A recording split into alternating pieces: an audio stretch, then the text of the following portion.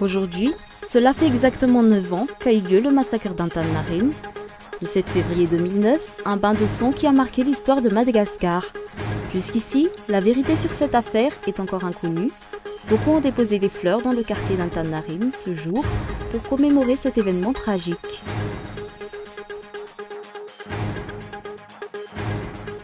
« 91% des Malagasy vivent actuellement en dessous du seuil de la pauvreté, d'après le rapport de la Banque mondiale.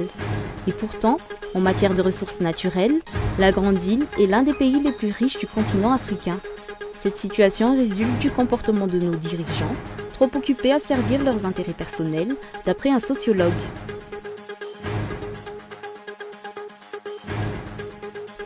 Angela Merkel et Martin Schulz confirment, ils ont signé un accord de principe. L'Allemagne a donc droit à un gouvernement de coalition, le troisième depuis 2005.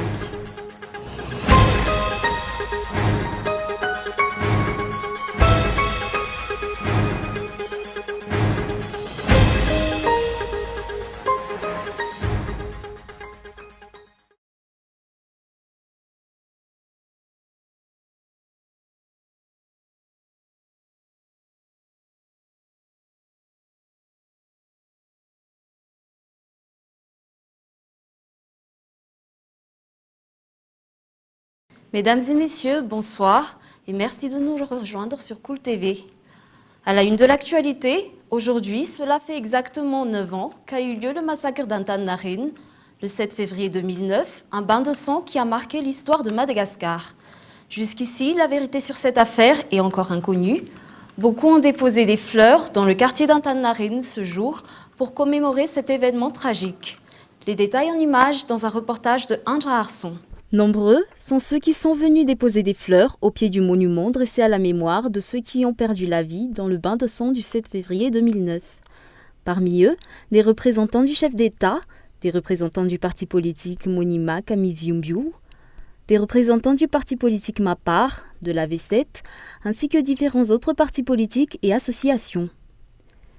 Les regroupements ainsi que les prises de parole pour marquer cette journée ont été prohibés par les dirigeants. De ce fait, des agents des forces de l'ordre ont été placés aux environs de cette place. Et pourtant, c'est en réclamant la liberté et l'application de la démocratie que les victimes du 7 février 2009 ont perdu la vie. 9 ans après cet événement, la vérité sur ce qui s'est réellement passé ce jour reste inconnue. Qui a tiré? D'où venait l'ordre? Qui a pu bénéficier de ce massacre? La vérité sur cet événement est fortement attendue de tous. Quelques politiciens, à l'exemple de Hadj Anjanenarvel, Jean-Omer Berzik et Eliane Bezaz, ont publié aujourd'hui un communiqué afin que les lois en vigueur à Madagascar soient respectées. Dans ce document, ils réclament en premier lieu que le gouvernement publie une date exacte pour la prochaine élection, ainsi qu'une date pour une session extraordinaire du Parlement, afin que l'avant-projet du code électoral puisse enfin être examiné et adopté. D'autre part, ils réclament que la CENI se dresse en tant que commission indépendante au cours de ce processus électoral. Et finalement, que ceux qui perturbent l'ordre public mettent un terme à leurs actions. Sur le plan social, 91% des Malagasy vivent actuellement en dessous du seuil de pauvreté, d'après le rapport de la Banque mondiale. Et pourtant, en matière de ressources naturelles, la Grande Île est l'un des pays les plus riches du continent africain. Cette situation résulte du comportement de nos dirigeants, trop occupés à servir leurs intérêts personnels, d'après un sociologue. Les détails sur un reportage de Gaëtan Adjiatslav. D'après les rapports publiés par la Banque mondiale, la grande majorité de la population malgache vit dans une extrême pauvreté. Ce sont 48% des personnes vivant dans la capitale et les grandes villes, et 77% des habitants des zones rurales qui sont concernés par cette situation. Au total, ce sont 91% des Malgaches qui vivent avec moins de $2 par jour. Et pourtant, en matière de ressources naturelles, à l'exemple de l'or, du charbon de terre, du cacao, de la vanille et de différents minéraux, Madagascar est l'un des pays les plus riches du continent africain. La corruption, qui a pris de plus en plus d'ampleur ces 3 dernières années, est une des causes principales de cette pauvreté qui gangrène le pays. Beaucoup d'entreprises étrangères ne paient pas les taxes et les redevances dont ils devraient s'acquitter auprès de l'État et des communes où ils sont basés. Pour ceux qui paient leur dû à l'État, ces derniers n'apportent aucune différence en raison des nombreux détournements des deniers publics. Actuellement, ce sont les calculs politiques visant à conserver leur place au pouvoir, ainsi que les actions servant leurs propres intérêts qui préoccupent les dirigeants.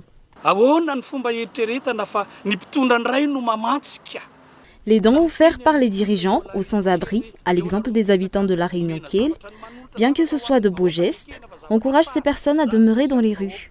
C'est une politique qui va à l'encontre de celle adoptée par la commune urbaine d'Antananarivo, qui vise l'assainissement et l'embellissement de la ville.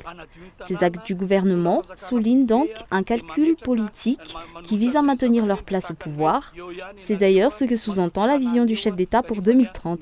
Pourquoi émettre une vision pour une date si éloignée, alors que le gouvernement n'arrive même pas à contrôler la situation actuelle?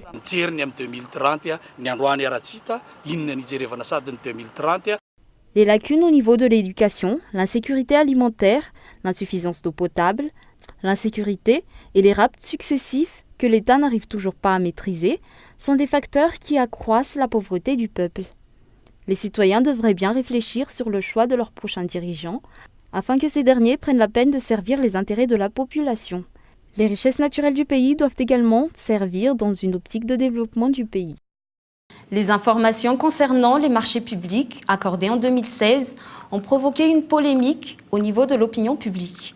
Il s'agit d'informations provenant de l'autorité de régulation des marchés publics. Ce sont les coûts des matériaux et fournitures nécessaires à ces marchés qui posent problème. Reportage Lily Rabiat. Le marché public est l'un des secteurs où l'on relève le plus grand nombre de cas de corruption à Madagascar. Pour l'année 2016, d'après le document publié par l'autorité de régulation des marchés publics et éparpillé sur les réseaux sociaux, le budget attribué pour l'achat de chaque fourniture et matériau est exorbitant. Le montant pour un achat s'élève à plusieurs millions et atteint même parfois les milliards. C'est le cas par exemple des 7 milliards d'ariars réclamés par le ministère de la Sécurité publique pour des pièces détachées de voitures, des 2 milliards d'ariars demandés par ce même ministère pour l'achat de pneus destinés à un 4x4, ou encore des 6 milliards d'ariars réclamés par le ministère de la Santé pour du matériel informatique. La plupart des chiffres inscrits sur ce document sont tout aussi élevés. Les détails de cette affaire vous seront communiqués prochainement sur Cool TV FM. Les victimes de l'arnaque dans l'affaire Tangas réclament que l'enquête sur cette affaire soit poursuivie et que le dirigeant fondateur de la société Tangas soit arrêté. Ces plaignants se dressent contre toutes les formes de conspiration entre les responsables et l'accusé et refusent que ce dernier reste impuni. Gaëtan Adjiatslav. Où en est l'enquête sur l'affaire Tangas, ainsi que l'arrestation du fondateur de cette entreprise, martèlent les 3600 personnes victimes de cette escroquerie. Ces derniers réclament que justice soit rendue et que la vérité sur la sortie du fondateur de la société Tangas, du territoire malgache, soit rendue publique. L'avis de recherche publié par le Bureau indépendant anticorruption n'est qu'une mascarade, accusent les plaignants. Nous ne sommes pas satisfaits de l'application de la justice. Avant le verdict, qui a permis au Bianco de sortir cet avis de recherche à l'encontre de Gérard Ramangaswaven, cette personne a déjà été envoyée à l'étranger. Ce qui signifie que toute cette procédure n'est que du cinéma. Pourquoi donner à cette personne une occasion de s'échapper avant de sortir un avis de recherche? Cette façon de faire ne nous convient pas. Les victimes de cette arnaque se sont regroupées dans une association baptisée Association des victimes de Tangas et ont déposé une plainte collective auprès des tribunaux. Et pourtant, actuellement, il n'y a aucune trace de cette plainte au niveau des tribunaux dénonce ces victimes. Cette association a de ce fait décidé de déposer plainte au niveau de la Cour suprême. Nous avons déposé une plainte au niveau du tribunal. Il est étonnant que toute trace de cette plainte collective ait disparu. Nous avons de ce fait décidé de déposer une nouvelle plainte au parquet. Irlanza Gerald Ramangaswaven est également un suspect dans l'affaire de la vente d'une partie de la propriété sur laquelle est bâtie la Villa Elisabeth, propriété de l'État attribuée à l'ancien président Zaf Albert. L'affaire d'escroquerie engendrée par la société Tangas a donné naissance à une perturbation d'ordre social à Madagascar. C'est au cours de la dernière semaine du mois de janvier que le Bureau indépendant anticorruption a publié un avis de recherche, mais toujours sans aucun retour jusqu'à ce jour. Passons aux nouvelles à l'international. Angela Merkel et Martin Schulz confirment qu'ils ont signé un accord de principe L'Allemagne a donc droit à un gouvernement de coalition, le troisième depuis 2005. Un reportage de France 24. C'est un long chemin qui nous a menés ici aujourd'hui. Pour que notre groupe, formé des trois partis CSU, SPD et CDU, puisse signer le texte fondateur d'une grande coalition.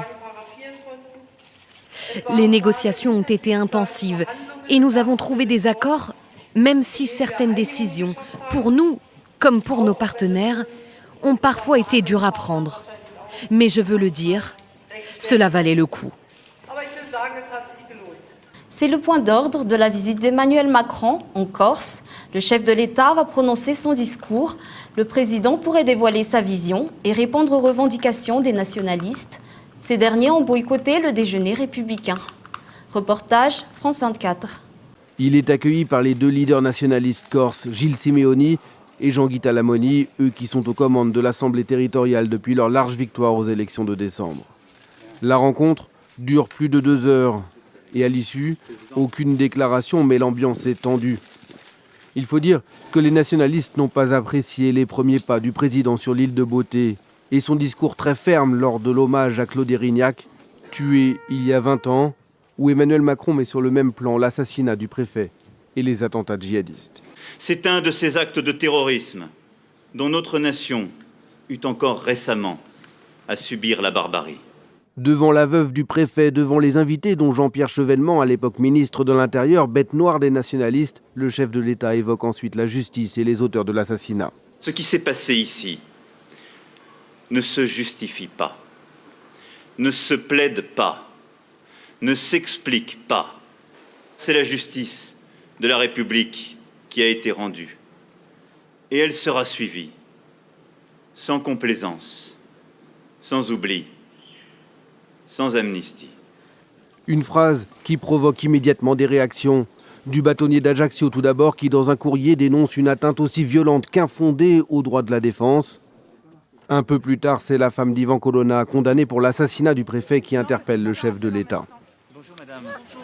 Vous allez bien? Je suis la femme d'Ivan Colonna. Bonjour madame. Mon fils n'a pas vu son père depuis 1 an et demi.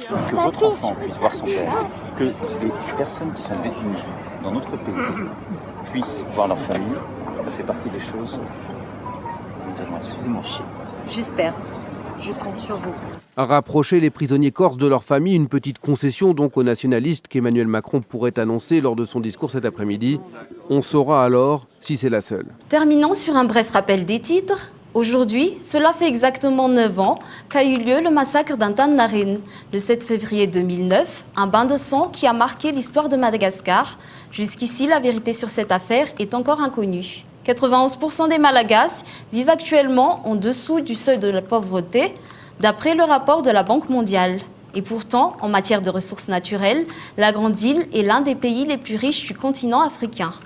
Et enfin, sur le plan international, Angela Merkel et Martin Schulz confirment qu'ils ont signé un accord de principe. L'Allemagne a donc droit à un gouvernement de coalition, le troisième depuis 2005. Et c'est la fin de ce journal. Merci de votre fidélité. Au revoir et bonne suite de programmes sur Cool TV.